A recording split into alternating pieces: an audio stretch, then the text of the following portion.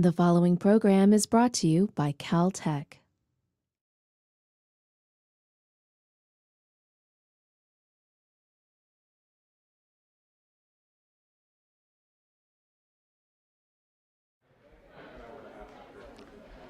Welcome back.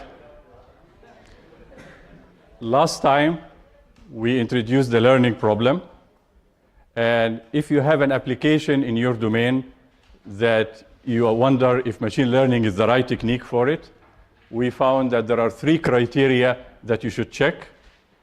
You should ask yourself, is there a pattern to begin with that we can learn?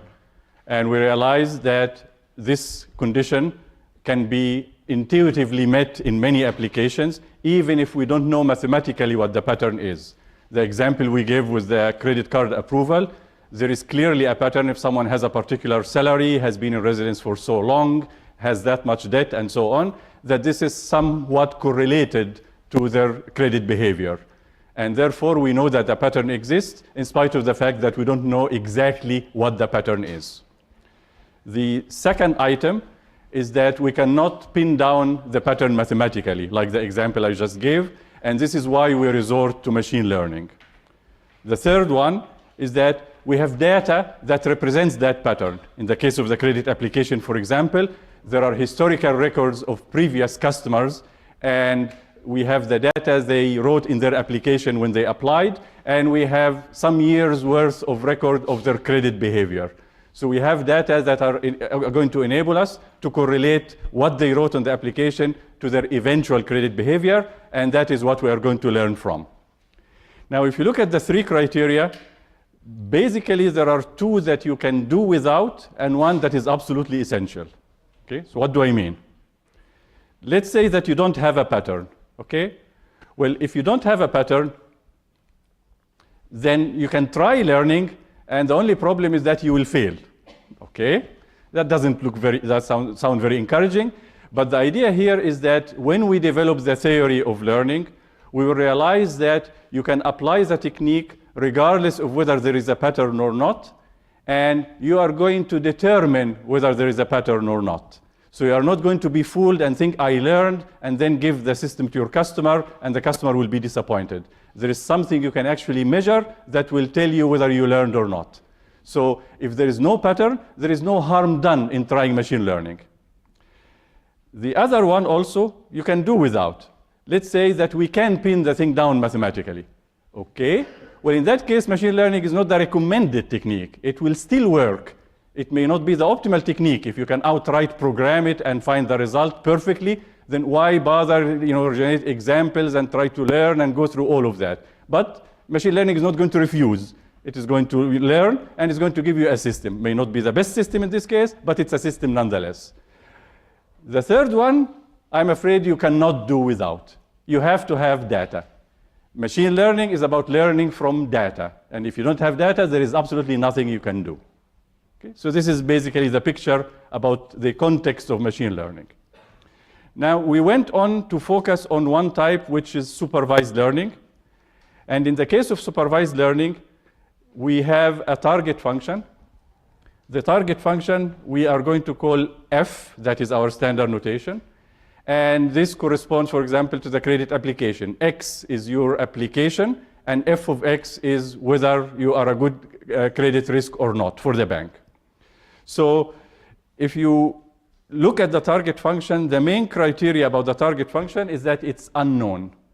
This is a property that we are going to insist on, and obviously unknown is a very generous assumption, which means that you don't have to worry about what pattern you are trying to learn. It could be anything, and you will learn it, if we manage to do that. There is still a question mark about that. But it's a good assumption to have, or lack of assumption, if you will, because then you know that you don't worry about the environment that generated the examples. You only worry about the system that you use to implement machine learning.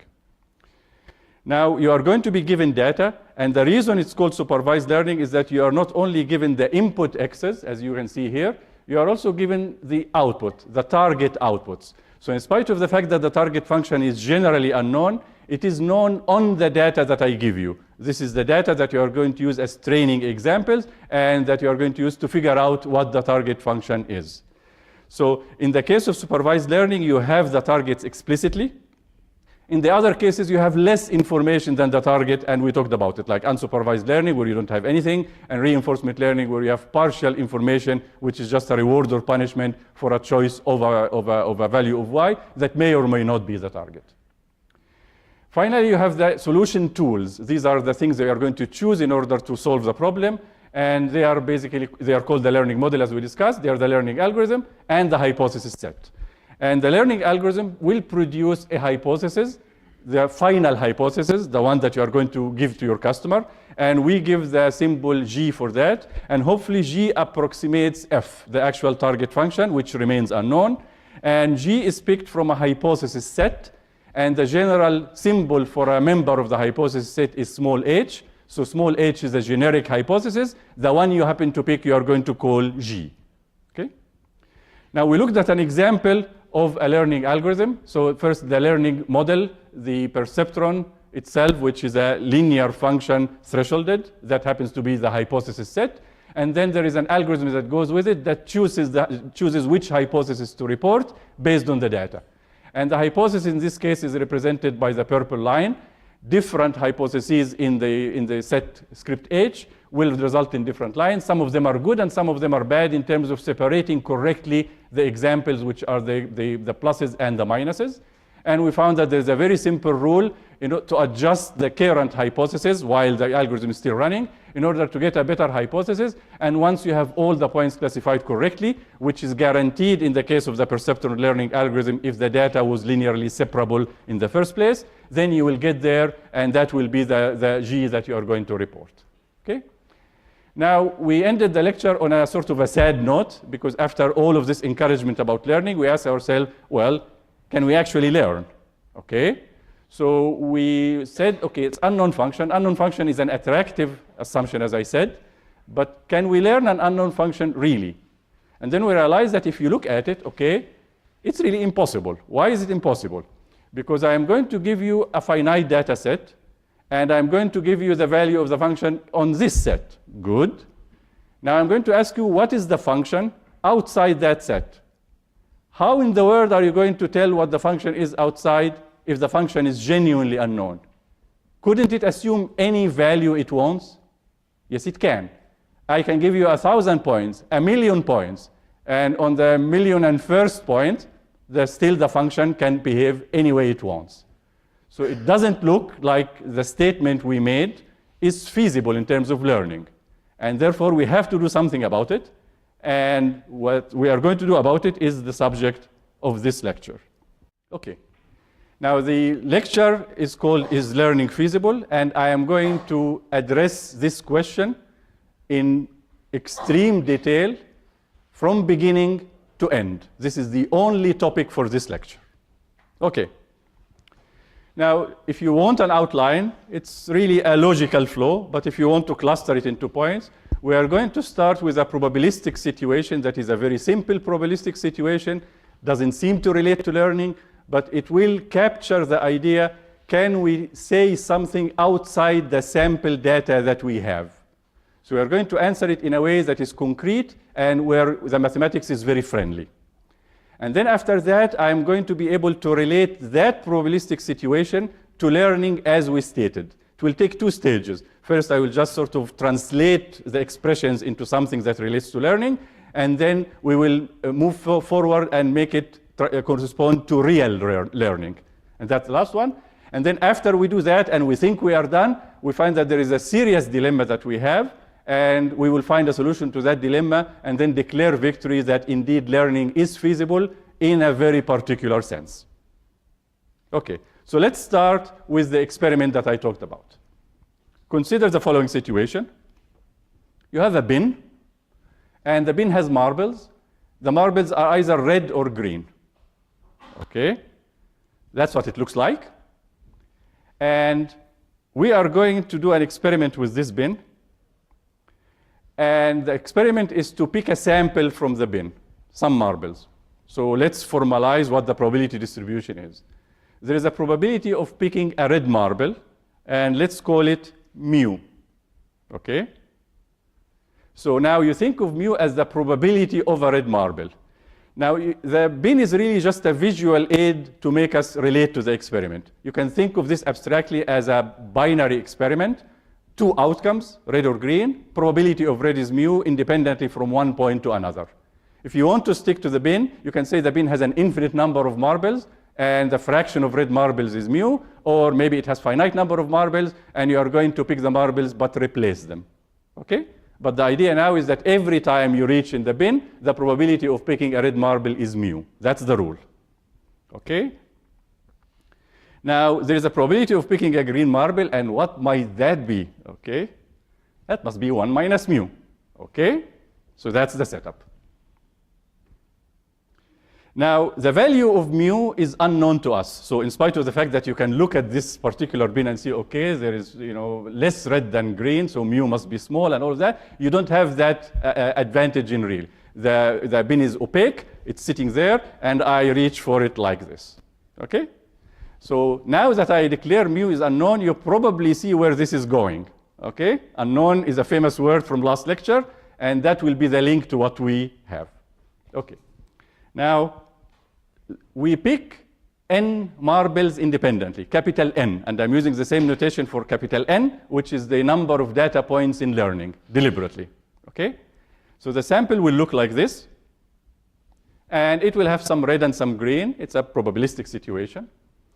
And we are going to call the fraction of marbles in the sample. Okay? So this now is a probabilistic quantity. Mu is an unknown constant sitting there. If you pick a sample, someone else picks a sample, you will have a different frequency in sample from the other person, and we are going to call it nu. Now, interestingly enough, nu also should appear in the figure. So it says nu equals fraction of red marbles. So that's where it lies. Okay? Here is a nu. For some reason that I don't understand, the app wouldn't show nu in the figures. Okay? So I decided maybe the app is actually a machine learning expert. It doesn't like things in sample. It only likes things that are real. So it knows that nu is not important. It's not an indication. We are really interested in knowing what's outside. So it kept the mu, but actually deleted the nu. At least that's what we are going to believe for the rest of the lecture. Okay? Now, this is the bin. So now the next step is to ask ourselves the question we asked in machine learning. Does nu, which is the sample frequency, tell us anything about mu, which is the actual frequency in the bin that we are interested in knowing? Okay? The short answer, this is to remind you what it is, the short answer is no. Why? Because the sample can be mostly green while the bin is mostly red. Anybody doubts that? The thing could have 90% red, and I pick 100 marbles, and all of them happen to be green. This is possible, correct? So if I ask you what is actually mu, you really don't know from the sample. You don't know anything about the marbles you did not pick. Okay? Well, that's the short answer. The long answer is yes. Okay? Not because no and yes, okay, but just this is more elaborate. We have to really discuss a lot in order to get there. Okay, so why is it yes? Because if you know a little bit about probability, you realize that if the sample is big enough, the sample frequency, which is nu, the mysterious disappearing quantity here, that is likely to be close to mu. Okay? Think of a presidential poll. Okay? There are maybe 100 million or more voters in the US, and you make a poll of 3,000 people. You have 3,000 marbles, so to speak. And you look at the result in the marbles, and you tell me how the 100 million will vote. How the heck did you know that? Okay? So now the statistics come in. That's where the probability plays a role. And the main distinction between the two answers is possible versus probable. In science and in engineering, you go a huge distance by settling for not absolutely certain, but almost certain. It opens a world of possibilities. And this is one of the possibilities that it opens. Okay. So now we know that from a probabilistic point of view, nu does tell me something about mu. The sample frequency tells me something about the bin. So what does it exactly say?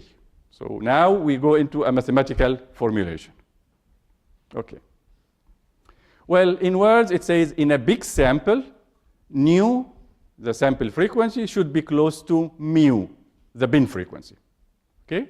So now the symbols that go with that. What is a big sample? Large n, our parameter n. Okay? And how do we say that nu is close to mu? We say that they are within epsilon. Okay? That is our criteria. So now with this in mind, we are going to formalize this. Okay? Now, the formula that I'm going to show you is a formula that is going to stay with us for the rest of the course. I would like you to pay attention, and I'm going to build it gradually. We are going to say that the probability of something is small. Okay? So we're going to say that it's less than or equal to, and hopefully the right-hand side will be a small quantity. Now, if I'm claiming that the probability of something is small, it must be that that thing is a bad event. I don't want it to happen. So we'll have a probability of something bad happening being small. Okay? What is a bad event in the context we are talking about? It is that nu does not approximate mu well. They are not within epsilon of each other. And if you look at it, here you have nu minus mu in absolute value, so that's the difference in absolute value. That happens to be bigger than epsilon. So that's bad, because that tells us that they are further away from our tolerance epsilon. We don't want that to happen. And we would like the probability of that happening to be as small as possible. Well, how small can we guarantee it? Good news, okay? It's e to the minus n. It's a negative exponential. That is great because negative exponentials tend to die very fast. So if you get a bigger sample, this will be diminishingly small probability. So the probability of something bad happens will be very small, and we can claim that indeed nu will be within epsilon from mu, and we will be wrong for a very minute amount of the time. But that's the good news, okay? Now the bad news. Ouch.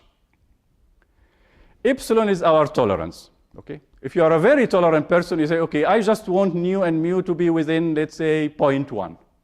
Okay, that's not very much to ask.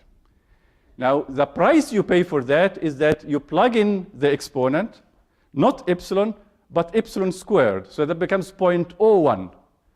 0.01 will dampen n significantly, and you lose a lot of the benefit of the negative exponential. And if you are more stringent and you say, okay, I really want nu to be close to mu. I am not fooling around here, okay? So I'm going to pick epsilon to be 10 to the minus 6. Good for you. 10 to the minus 6, pay the price for it. You go here, and now that's 10 to the minus 12. That will completely kill any n you will ever encounter. So the exponent now will be around 0. So this probability will be around 1, if that was the final answer. That's not yet the final answer. So now you know that the probability is less than or equal to 1. Congratulations. You knew that already. Okay? Well, this is almost the formula, but it's not quite. What we need is fairly trivial. We just put 2 here and 2 there. Okay? Now, between you and me, I prefer the original formula better, without the 2's. Okay? However, the formula with the 2's has a distinct advantage of being true. Okay? So we have to settle for that. Okay? Now, that inequality is called Hoeffding's inequality. It is the main inequality we are going to be using in the course. You can look for the proof. It's a basic proof in mathematics. It's not that difficult, but definitely not trivial.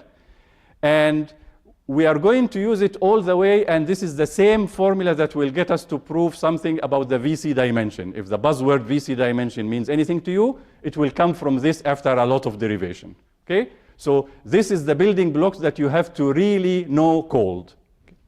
Okay? So now, if you want to translate the Hoeffding inequality into words, what we have been talking about is that we would like to make the statement mu equals nu. That will be the ultimate. You look at the in-sample frequency, that's the out-of-sample frequency. That's the real frequency out there, okay? But that's not the case, okay? So we actually are making the statement mu equal nu, but we are not making the statement, we are making a PAC statement. And that stands for, this statement is probably, approximately correct. Okay? Probably because of this. This is small, so the probability of violation is small. Approximately because of this. We are not saying that mu equals nu, we are saying that they are close to each other. Okay? And that theme will remain with us in learning. Okay.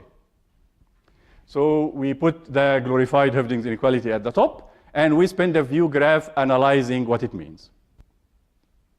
In case you forgot what nu and mu are, I put the figure. So mu is the frequency within the bin. This is the unknown quantity that we want to tell. And nu is the disappearing quantity, which happens to be the frequency in the sample you have. Okay. So what about the Hoeffding inequality? Well, the one attraction of this inequality is that it is valid for every n positive integer and every epsilon which is greater than 0. Pick any tolerance you want, and for any number of examples you want, this is true. It's not an asymptotic result, it's the result that holds for every n and epsilon. That's a very attractive proposition for something that has an exponential in it. Okay? Now, Hoeffding inequality belongs to a large class of mathematical laws, which are called the laws of large numbers. Okay? So this is one law of large numbers, one form of it, and there are tons of them. Okay? This happens to be one of the friendliest because it's not asymptotic and happens to have an exponential in it. Okay? Now, one observation here is that if you look at the left-hand side, we are computing this probability. This probability patently depends on mu. Mu appears explicitly in it, and also mu affects the probability distribution of nu. Nu is the sample in n marbles you picked. That's a very simple binomial distribution. You can find the probability that nu equals anything based on the value of mu. So the probability that this quantity, which depends on mu, exceeds epsilon, the probability itself does depend on mu. However, we are not interested in the exact probability. We just want to bound it. And in this case, we are bounding it uniformly. As you see, the right-hand side does not have mu in it. And that gives us a great tool, because now we don't use the quantity that we already declared is unknown.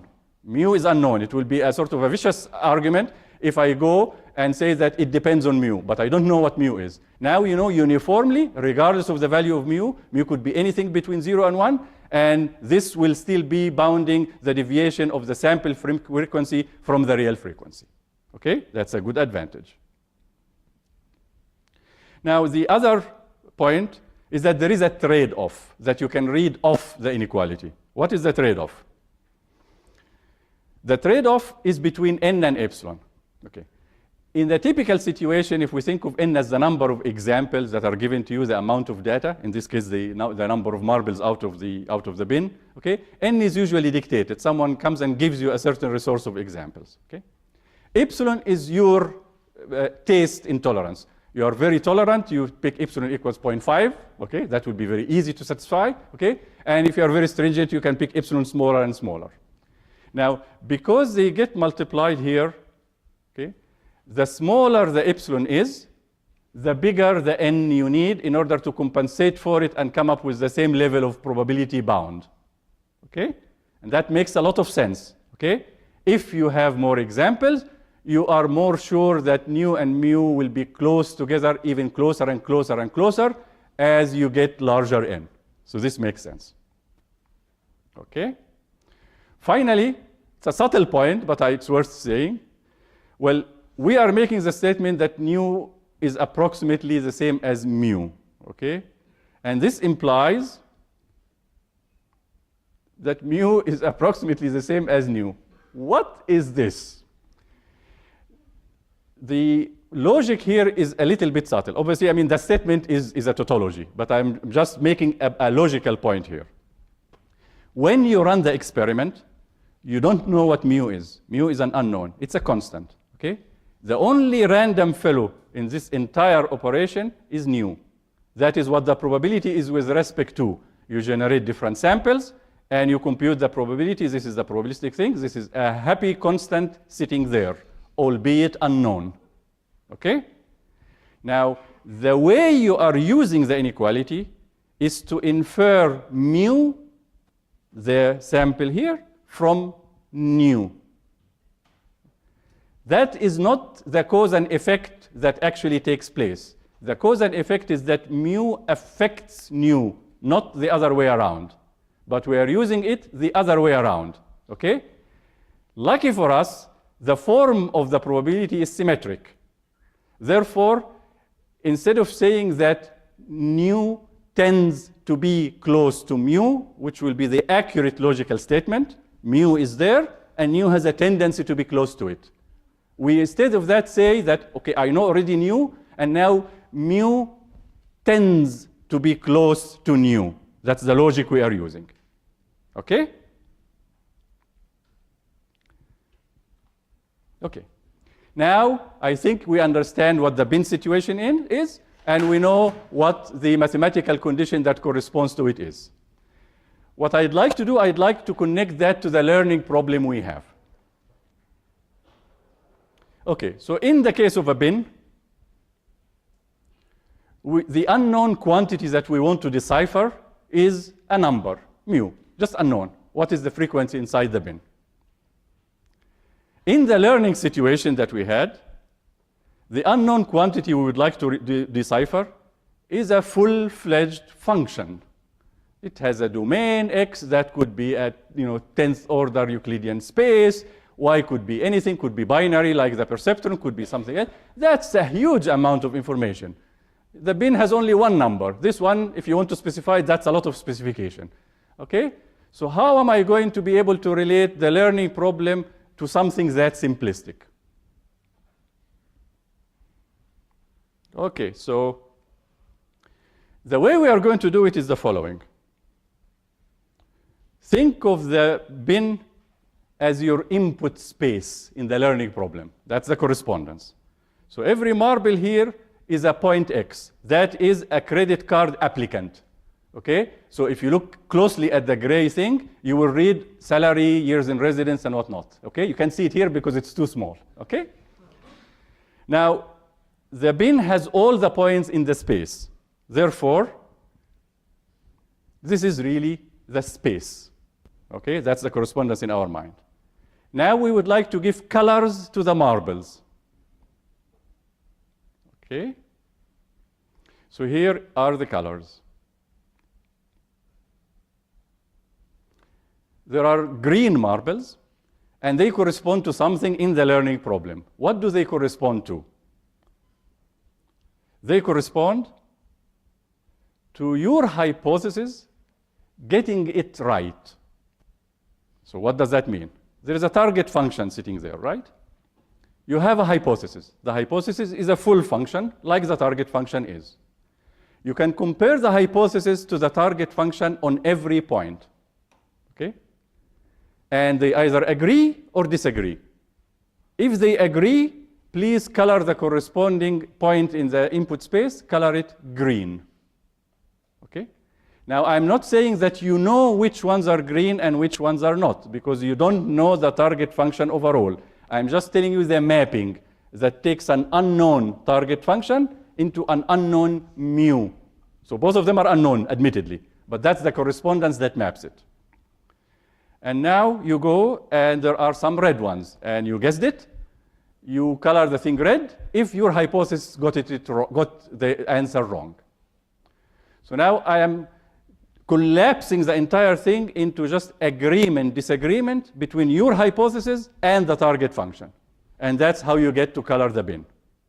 Because of that, you have a mapping for every point, whether it's green or red, according to this rule. Now, this will add a component to the learning problem that we did not have before. okay? There is a probability associated with the bin. There is a probability of picking a marble and independently and all of that, okay? When we talked about the learning problem, there was no probability. I will just give you a sample set, and that's what you work with. So let's see what is the addition we need to do in order to adjust the statement of the learning problem to accommodate the new ingredient. And the new ingredient is important because otherwise we cannot learn. It's not like we have the luxury of doing without it. So we go back to the learning diagram from last time. Do you remember this one? Let me remind you. Okay. Here is your target function, and it's unknown. And I promised you last time that it will remain unknown, and the promise will be fulfilled. We are not going to touch this box. We are just going to add another box to accommodate the probability. Okay?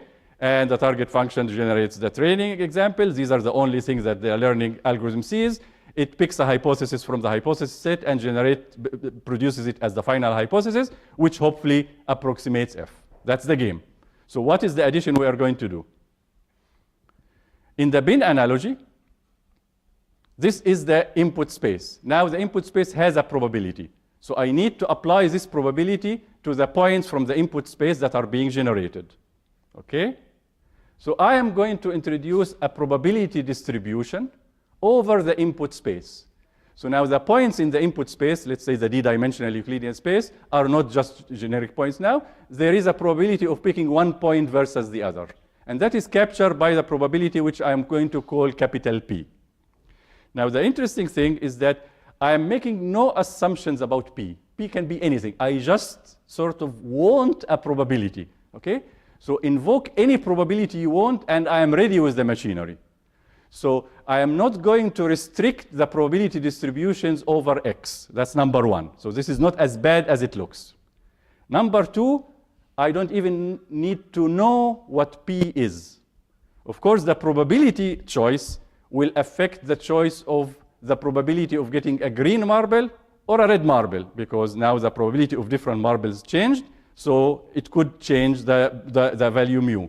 But the good news with the Höfding is that I could bound the performance independently of mu. So I can get away with not only any P, but with a P that I don't know, and I will still be able to make the mathematical statement. So this is a very benign addition to the problem, and it will give us very high dividends, which is the feasibility of learning. So what do you do with the probability? You use the probability to generate the points x1 up to xn. So now x1 up to xn are assumed to be generated by that probability independently. That's the only assumption that is made. If you make that assumptions, we are in business. Okay? But the good news, as I mentioned before, we did not compromise about the target function. You don't need to make assumptions about the function you don't know and you want to learn, which is good news. And the addition is almost technical. That, okay, there is a probability somewhere generating the points. If I know that, then I can make a statement in probability. Obviously, you can make that statement only to the extent that the assumption is valid. And we can discuss that in later lectures when the assumption is not valid. Okay. So, okay, happy ending. We are done, and we now have the correspondence. Are we done? Well, not quite. Okay, why are we not done? Because the analogy I gave you requires a particular hypothesis in mind. I told you that the red and green marbles correspond to the agreement between H and the target function. So when you tell me what H is, you dictate the colors here, right? All of these colors. This is green, not because it's inherently green, not because of anything inherent about the target function. It's because of the agreement between the target function and your hypothesis H. Okay? That's fine. But what is the problem? Well, the problem is that I know that for this H, nu generalizes to mu. You're probably saying in your mind, yeah, but H could be anything. I don't see the problem yet. Okay? Now here is the problem. What we have actually discussed is not learning, it's verification. The situation as I describe it, you have a single bin and you have red and green marbles and this and that corresponds to the following. A bank comes to my office, we would like a formula for credit approval. Okay, and we have data. So instead of actually taking the data and searching hypotheses and picking one that, like the perceptual learning algorithm, here is what I do that corresponds to what I just described. Okay, you guys want a linear formula? Okay, I guess the salary should have a big weight, let's say 2. The outstanding debt is negative, so that should be weight minus 0.5. And years in residence, okay, are important, but not that important, so let's give them a 0.1. And let's pick a threshold that is high in order for you not to lose money. Let's pick a threshold of 0.5. Sitting down, improvising an age. Okay? Now, after I fix the age, I ask you for the data and just verify whether the age I picked is good or bad. That I can do with the bin, because I'm going to look at the data. If I miraculously agree with everything in your data, I can definitely declare victory by Höfding. But what are the chances that this will happen in the first place? I have no control over whether I will be good in the data or not. The whole idea of learning is that I am searching the space to deliberately find a hypothesis that works well on the data. In this case, I just dictated a hypothesis, and I was able to tell you for sure what happens out of sample. But I have no control of what the news I'm going to tell you. You can come to my office, I improvise this, I go to the data, and I tell you I have a fantastic system. It generalizes perfectly, and it does a terrible job. That's what I have, because when I tested it, new was terrible. So that's not what we are looking for. What we are looking for is to make it learning. So how do we do that? So no guarantee that new will be small, and we need to choose H from choose the hypothesis from multiple H's. That's the game. And in that case, you are going to go for the sample, so to speak, generated by every hypothesis, and then you pick the hypothesis that is most favorable, that gives you the least error. Okay? So now, okay, that doesn't look like a difficult thing. It worked with one bin. Maybe I can have more than one bin to accommodate the situation where I have more than one hypothesis. Looks plausible. Okay? So let's do that. We will just take multiple bins. Okay? So here is the first bin. Okay, now you can see that this is a bad bin, so that hypothesis is terrible. Okay? And the sample reflects that to some extent. Okay? But we are going to have other bins. So let's call this something. So this bin corresponds to a particular H, and since we are going to have other hypotheses, we are going to call this H1 in preparation for the next guy. The next guy comes in, and you have H2. And you have another mu2. This one looks like a good hypothesis, and it's also reflected in the sample. And it's important to look at the correspondence. Okay? If you look at the top red point here and the top green point here, this is the same point in the input space. It just was colored red here and colored green here. Why did that happen? Because the target function disagrees with this H, and the target function happens to agree with this H. That's what got the color green. And when you pick a sample, the sample also will have different colors because the colors depend on which hypothesis, and these are different hypotheses. Okay? That looks simple enough. So let's continue. And we can have M of them. Okay? I am going to consider a finite number of hypotheses just to make the math easy for this lecture. And we're going to go more sophisticated when we get into the theory of generalization. Okay, so now I have this. This is good. Now I have samples, and the samples are here different. And I can do the learning. And the learning now abstractly is to scan these samples, looking for a good sample. And when you find a good sample, you declare victory because of Höfding, and you say that it must be that the corresponding bin is good, and the corresponding bin happens to be the hypothesis you chose. So that is an abstraction of learning. Okay? That was easy enough. Now, because this is going to stay with us, I'm now going to introduce the notation that will survive with us for the entire discussion of learning. Okay? So here is the notation. Now, we realize that both the mu, which happens to be inside the bin, and nu, which happens to be the sample frequency, in this case the sample frequency of error, both of them depend on H. So I'd like to give a notation that makes that explicit. So the first thing, I'm going to call mu and nu with a descriptive name. So nu, which is the frequency in the sample you have, is in sample. That is the standard definition for what happens in the data that I give you. If you perform well in sample, it means that your error in the sample that I give you is small. Okay? And because it is called in sample, we are going to denote it by E in. Okay? I think this is worth blowing up because it's an important one. Okay? So this is our standard notation for the error that you have in sample. Okay?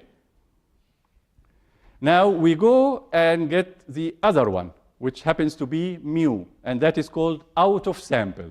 Okay? So if you are in this field, you guess what matters is the out of sample performance. That's the lesson. Out of sample means something that you haven't seen.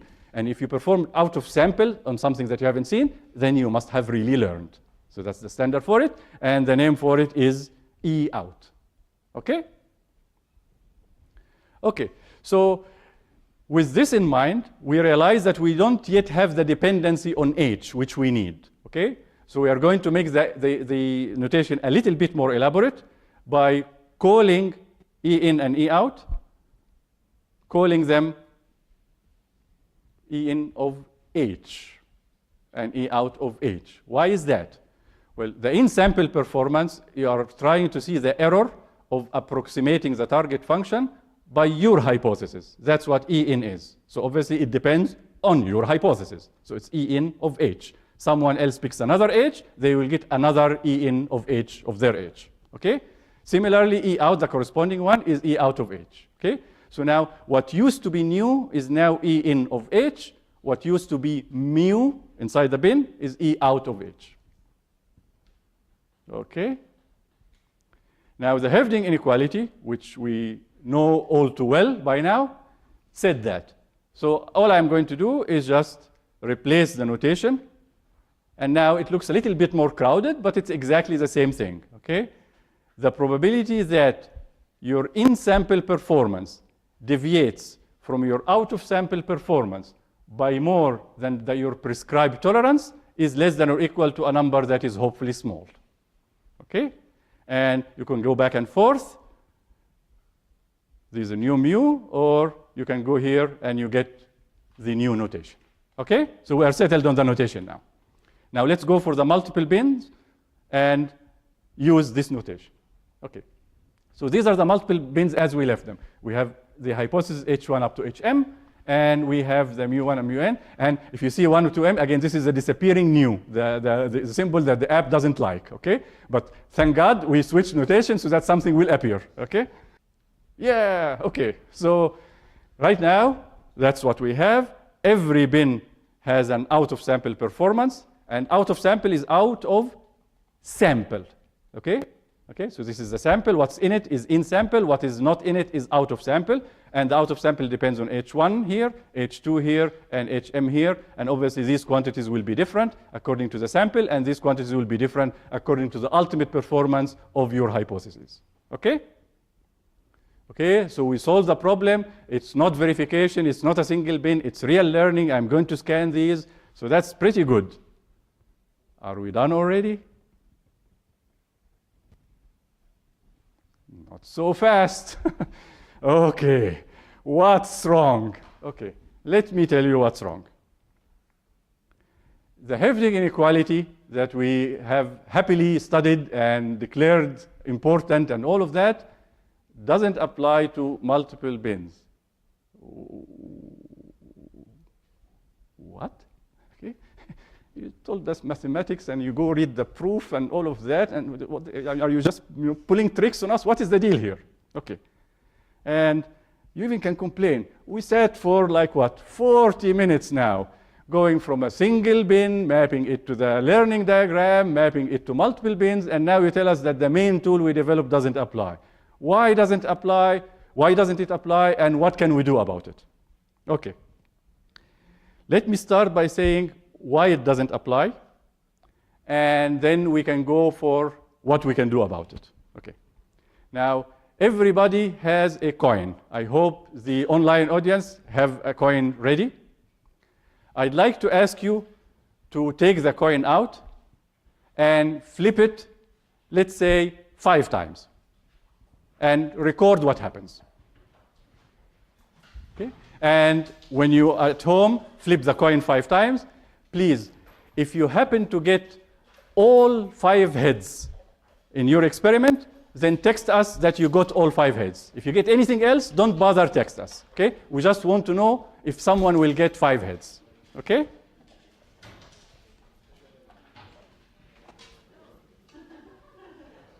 Everybody's done flipping the coin? Okay?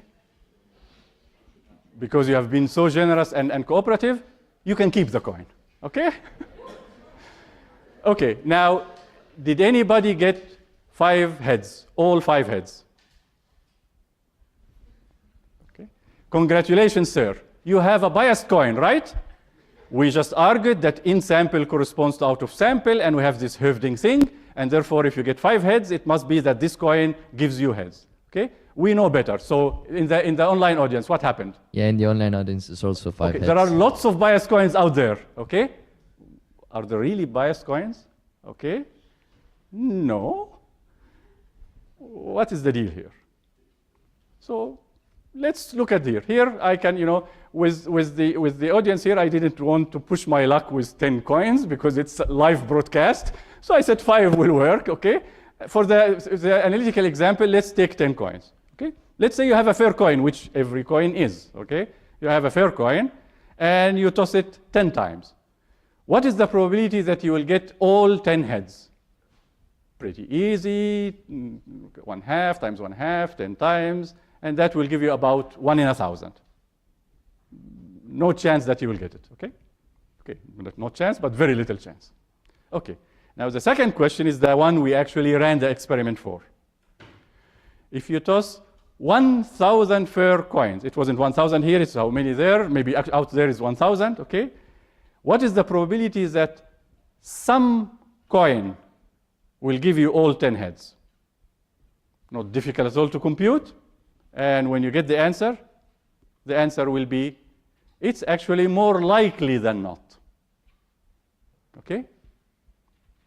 So now, it means that the 10 heads in this case are no indication at all of the real probability. That is the game we are playing. Can I look at the sample and infer something about the real probability? No. In this case, you will get 10 heads, and the coin is fair. Why did this happen? This happened because you try too hard. Eventually, what will happen is, okay, Höfding applies to any one of them, okay? So, but there is a probability, let's say, 0.5% that you'll be off here. Another 0.5% that you'll be off here. If you do it often enough, and you are lucky enough that the 0.5% are disjoint, you will end up with extremely high probabilities that something bad will happen somewhere. That's the key. So let's translate this into the learning situation. So here are your coins, okay? And how do they correspond to the bins? Well, it's a binary experiment, whether you are picking a red marble or a green marble, or you are flipping a coin getting heads or tails. It's a binary situation, so there is a direct correspondence. Just get the probability of heads being mu, which is the probability of a red marble corresponding to them. So because the coins are fair, actually all the bins in this case are half red, half green, okay? That's really bad news for a hypothesis. The hypothesis is completely random. Half the time it agrees with the target function, half the time it disagrees. No information at all, okay? Now you apply the learning paradigm we mentioned, and you say, okay, let me generate a sample from the first hypothesis. I get this, I look at it, and I don't like that. It has some reds. I want really a clean hypothesis that performs perfectly, all green, okay? You move on, and okay, this one, even, I don't know, this is even worse, okay? You go on and on and on and on, and eventually, lo and behold, I have all greens. Bingo! I have the perfect hypothesis. I'm going to report this to my customer, and if my customer is in financial forecasting, we are going to beat the stock market and make a lot of money, and you start thinking about the car you are going to buy and all of that, okay? Well, is it bingo? No, it isn't. And that is the problem. So now we have to find something that makes us deal with multiple bins properly. Höfding inequality, if you have one experiment, it has a guarantee. The guarantee gets terribly diluted as you go. and we want to know exactly how the dilution goes. So here is a simple solution, okay? This is a mathematical slide. I'll do it step by step. There is absolutely nothing mysterious about it. Okay, so this is the quantity we've been talking about. This is the probability of a bad event. But in this case, you realize that I am putting G. Remember, G was our final hypothesis. So this corresponds to a process where you had a bunch of H's, and you picked one according to a criteria that happens to be an in-sample criteria, minimizing the error there. And then you report the G as the one that you chose. And you would like to make a statement that the probability for the G you chose, the in-sample error, happens to be close to the out-of-sample error. So you'd like the probability of the deviation being bigger than your tolerance to be, again, small. Okay? So all we need to do is find a Hoeffding counterpart to this, because now this fellow is loaded. It's not just a fixed hypothesis and a fixed bin. It actually corresponds to a large number of bins, and I am visiting the random samples in order to pick one. So clearly that the assumptions of Hoeffding don't apply that correspond to a single bin. Okay. So this probability is less than or equal to the probability of the following. Okay, I have M hypothesis, capital M hypothesis. H1, H2, H3, HM. That's my entire learning model. That's the hypothesis set that I have. Finite, as I said, I would assume. Okay? So if you look at what is the probability that the hypothesis you pick is bad, well, this will be less than or equal to the probability that the first hypothesis is bad, or the second hypothesis is bad, or the last hypothesis is bad. That is obvious. Okay? G is one of them. Okay? If it's bad, one of them is bad. So this is equal to that. Okay? This is called the union bound in probability. It's a very loose bound in general because it doesn't consider the overlap. Remember when I told you that, okay, the 0.5% here, 0.5% here, 0.5% here. If you are very unlucky and these are non-overlapping, they add up. The non-overlapping is the worst case assumption, and it is the assumption used by the union bound. So you get this, and the good news about this is that I have a handle on each term of them. The union bound is coming up. So I put the ORs, and then I use the union bound to say that this is equal to, and simply sum the individual probabilities. Okay? So the half plus half plus half, 0.5% plus 0.5% plus 0.5%, this will be an upper bound on all of them. Probability that one of them goes wrong, probability that someone gets all heads, and I add the probability for all of you, and that makes it a respectable probability. Okay? So this one, the event here is implied. Okay? Therefore, I have the implyment because of the OR, and this one because of the union bound where I have the pessimistic assumptions that I just need to add the probabilities. Now, all of this, again, I mean, we make simplistic assumptions, which is really not simplistic as in trivially restricting, but rather the opposite. We just don't want to make any assumptions that restrict the applicability of our result. So we took the worst case. This is it cannot get worse than that, right? So if you look at this, now I have good news to you, because each term here is a fixed hypothesis. I didn't choose anything. Every one of them has a hypothesis that was declared ahead of time. Every one of them is a bin. So if I look at a term by itself, Hoeffding applies to this exactly the same way it applied before. Okay? So this is a mathematical statement now. I'm not looking at the bigger experiment. I reduce the bigger experiment to a bunch of quantities. Each of them corresponds to a simple experiment that we already solved. So I can substitute for each of these by the bound that the Hoeffding gives me. Okay? So what is the bound that the Hoeffding gives me?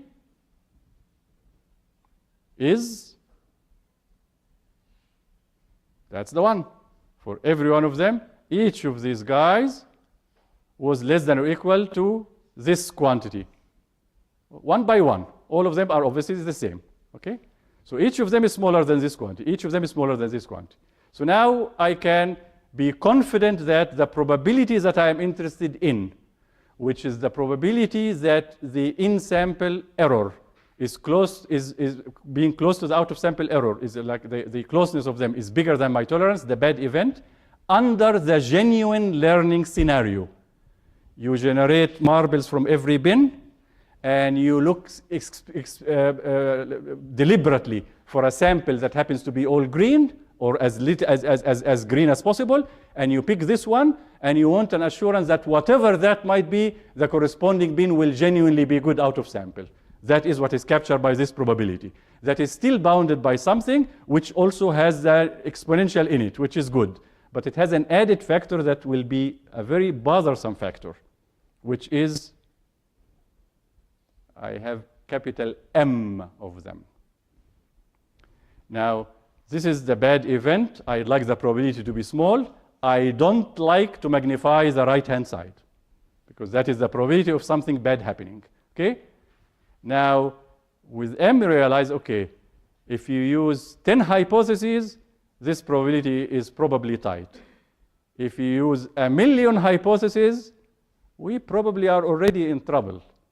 There is no guarantee, because now the million gets multiplied by what used to be a respectable probability, which is 1 in 100,000, and now you can make the statement that the probability that something bad happened is less than 10.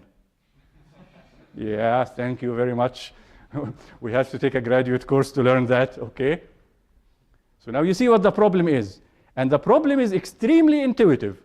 In the Q&A session after the last lecture, we all got through the discussion the assertion that if you have a more sophisticated model, the chances are you will memorize in sample, and you are not going to really generalize well out of sample, because you have so many parameters to work with. There are so many ways to look at that intuitively, and this is one of them. If you have a very sophisticated model, M is huge, let alone infinite. That's later to come. That's what the theory of generalization is about.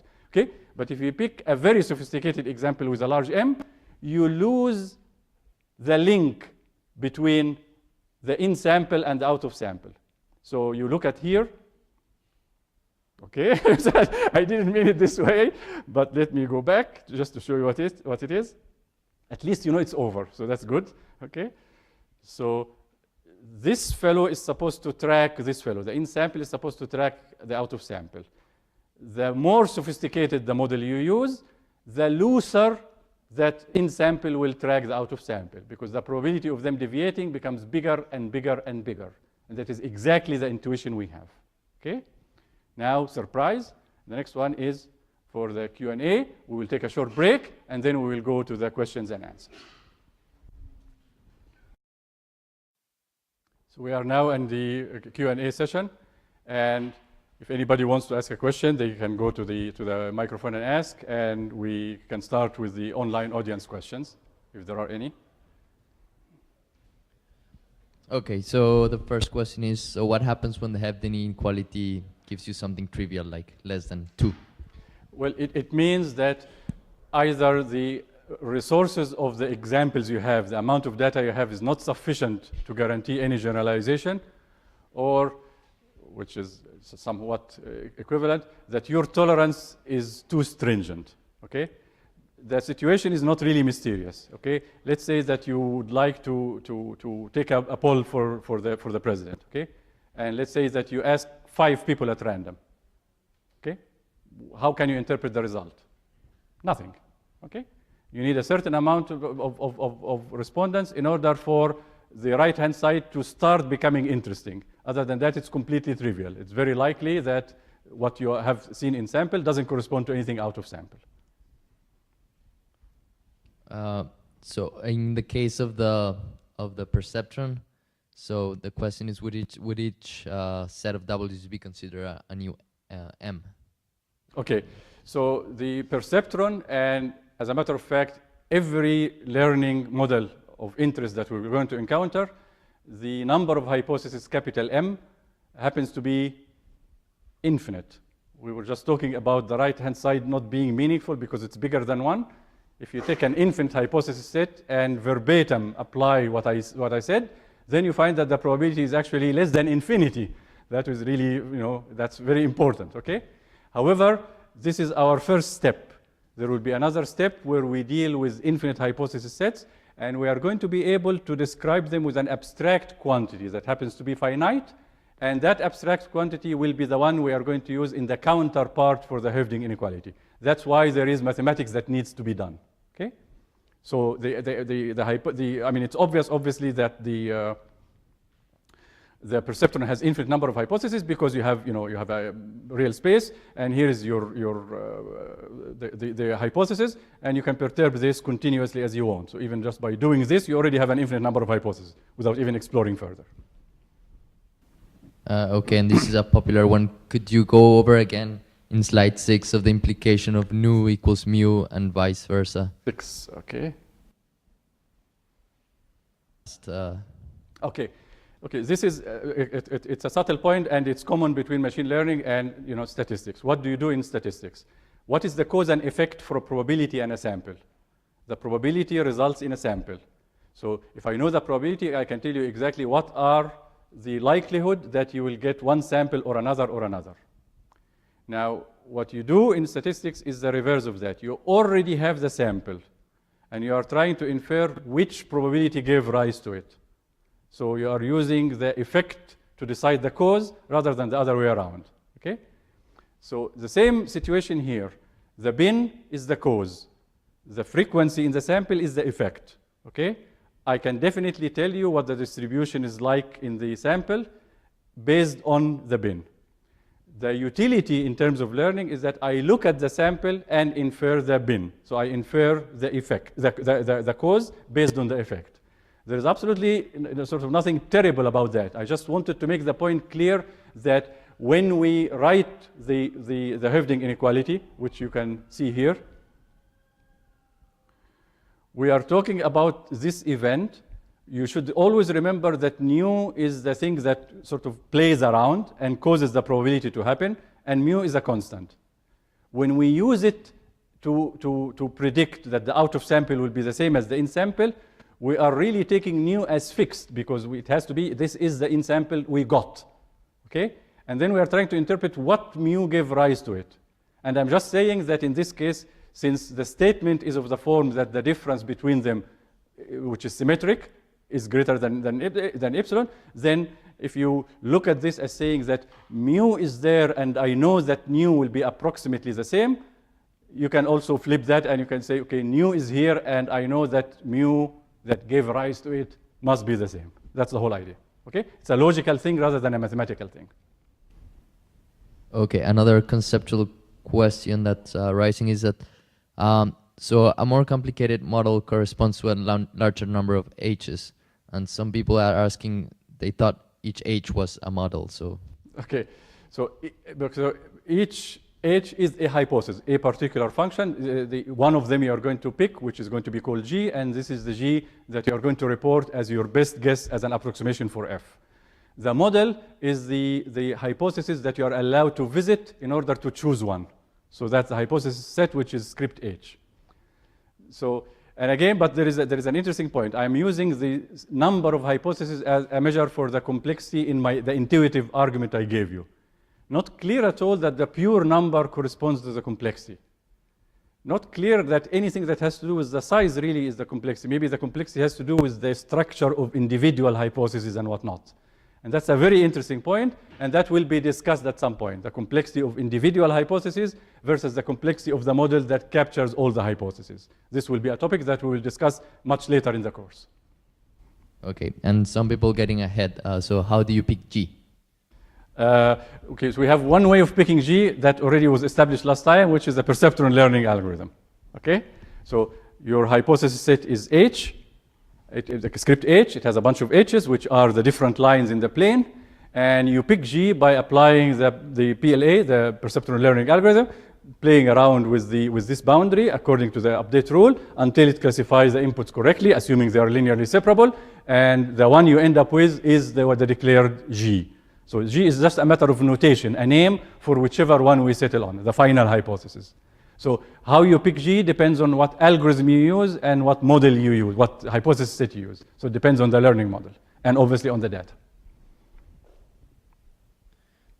Okay, this is a popular question, although, so it says, so how do you extend the equation to support an output that is a valid range of responses and not a binary response? Okay, so it can be done. So one of the things that I mentioned here is that this fellow, the probability here is uniform, okay? Now, let's say that you are not talking about a binary experiment, okay? You can, instead of taking the frequency of error versus the probability of error, you can take the expected value of something versus the sample average of it. And they will be close to each other. And some obviously technical modification is needed to be here. And basically the law of large number, or the set of laws of large numbers from which this is one member, has bunch of members that actually have to do with expected value and sample average rather than just the specific case of probability and sample average, which is also, I mean, if you take your function as being 1, 0, and you take the expected value, that will give you the sample as the sample average, and the probability as the expected value. So it's not different animal.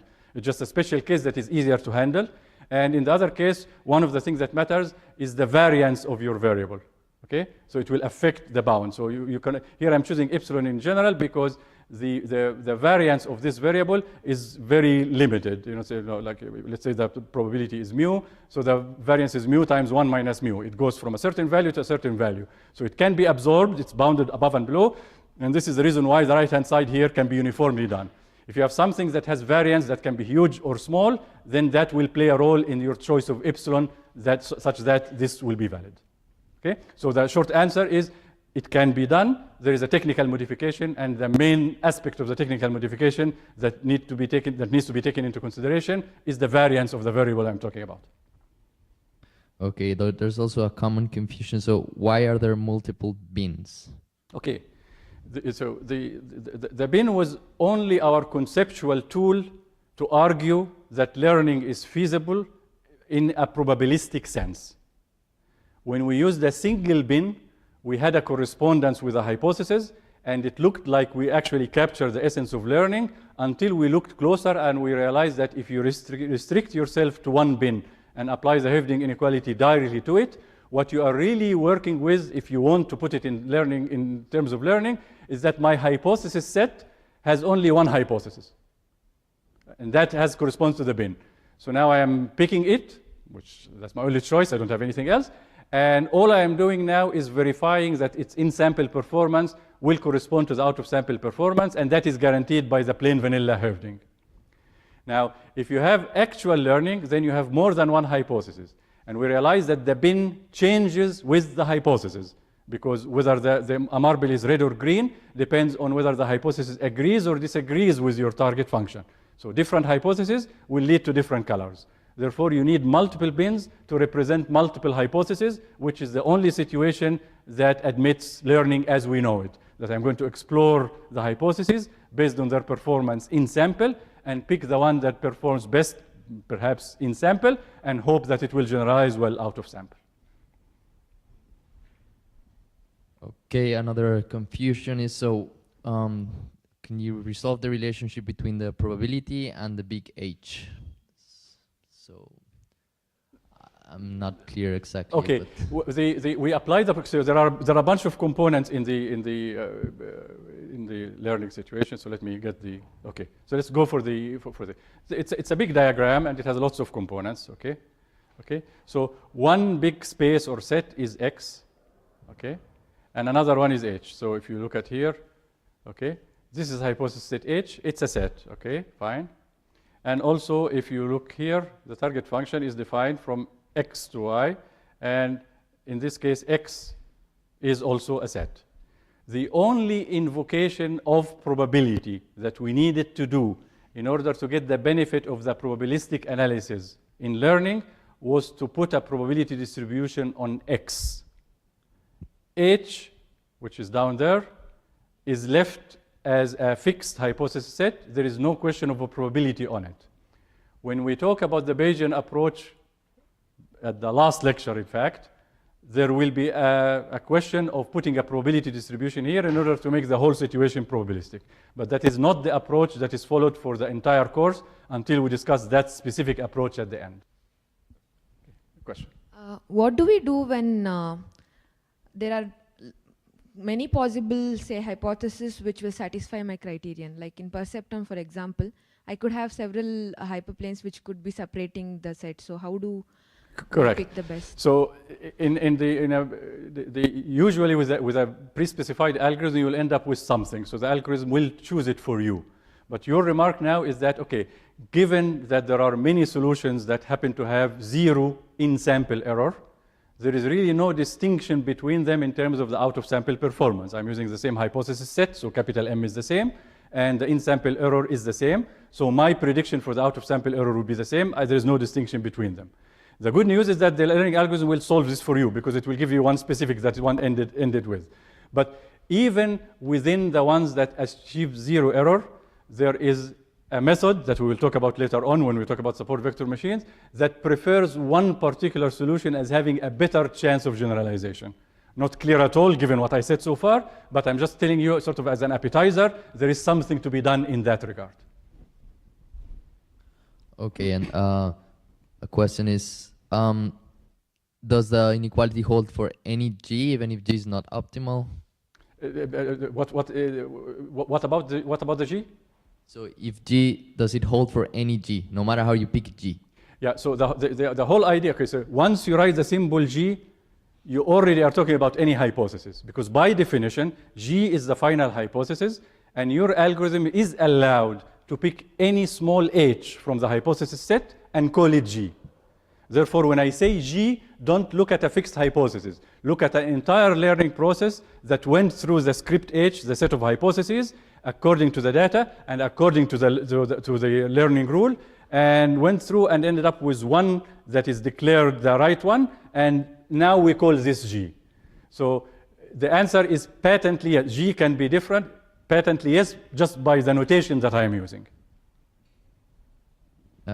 Also, some confusion. So with the perceptron algorithm or any linear algorithm, so there's a confusion that at each step there's a hypothesis, but correct. But these are sort of hidden process for us. As far as the analysis I mentioned, you get the data, the algorithm does something magic, and ends up with a final hypothesis. In the course of doing that, it will obviously be visiting lots of hypotheses. So the abstraction of having just the sample sitting there and eyeballing them and picking the one that happens to be green is an abstraction. In reality, these guys happen in a space, and you are moving from one hypothesis to another by moving some parameters. And in the course of doing that, including in the perceptron learning algorithm, you are moving from one hypothesis to another. But I'm not accounting for that because I haven't found my final hypothesis yet. When you find the final hypothesis, you call it G. On the other hand, because I use the union bound, I use the worst case scenario, the generalization bound applies to every single hypothesis you visited or you didn't visit. Because what I did to get the bound of deviation between in-sample and out-of-sample is that I consider that all the hypotheses simultaneously behave from in-sample to out-of-sample closely according to your epsilon criteria. And that obviously guarantees that whichever one you end up with will be fine. Okay? But obviously it could be an overkill. And among the sort of the side effects, the positive side effects of that is that even the intermediate values have good generalization. Not that we look at it or consider it, but just to answer the question. So a question about the punchline. So they say that they don't understand exactly how the Hoeffding works proof shows that learning is feasible. So okay, the Hoeffding shows that verification is feasible. Okay, the presidential poll makes sense. That if you have a sample and you have one question to ask and you see how the question is answered in the sample, then there is a reason to believe that the answer in the general population or in the big bin will be close to the answer you got in sample. Okay, so that's the verification.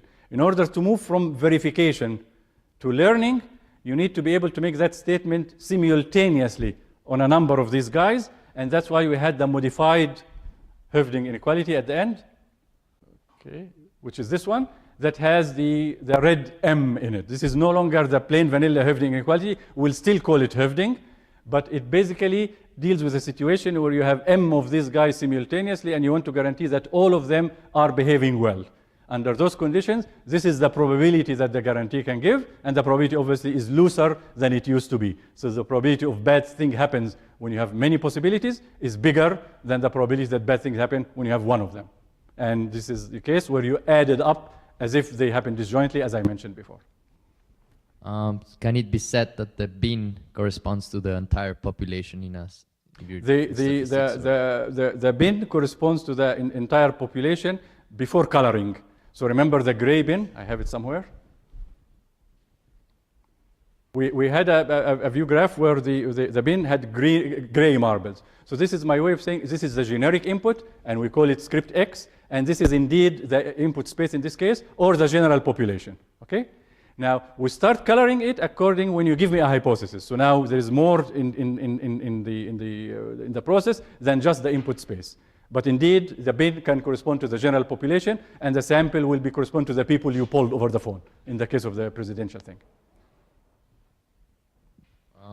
Is there a relation between the Hebding inequality and the p-values in statistics? Yes, there are, I mean, so the area where you are trying to say that if I have a sample and I get an estimate on the sample, the estimate is reliable, the estimate is close to the out of sample, the probability that you will deviate is a huge body of work, okay? And the p-value in statistics is one approach, and there are other laws of large numbers that come with it, okay? I don't want to venture too much into that. I basically picked from that jungle of mathematics the single most useful formula that will get me home when I talk about the theory of generalization. And I want to focus on it, want to understand it in this specific formula perfectly. So when we keep modifying it until we get to the VC dimension, things are clear. And obviously, if you get curious about the law of large numbers and the different manifestations of in-sample being close to out-of-sample and probabilities of error, that is a very fertile ground and very useful ground to study. But it is not a core subject of the course. The subject is only borrowing one piece as a utility to get what it wants. Okay, so that ends the question here. So let's call it a day, and we will see you next week.